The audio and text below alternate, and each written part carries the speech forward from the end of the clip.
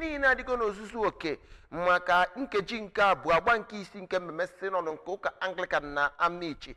Ya bụ mmemme sinod bụ nke ga-adị na Emmanuel Anglican Church Akwa ihe dị na kansụl Nnewi South. Ọ ga-amalite ụbọchị Tọzdee abalị 19 wee kwụsị ụbọchị ụka abalị 22 n'ọnwa June 2025. Isiokwu ya bụ mmemme bụ Hidden in Church Uniform, ikpo oku n'ụdị pụrụ nnukwu iche maka mgbasagharị ozi ọma ya na ịbụ nwaazụ Jesu Kristi n'ihe gbasatara nke ụka. A ga-anọkwa na ya bụ mmemme sinod. Bishọp nke Dayosis Reverend Ifrem Ikeakọ enye nkọwa banyere ihe ndị emegoro na ya bụ Dayosis n'ime afọ sinod. Njideka Okoye na ebe ahụ wetara anyị ka ọ ga-esi gaa.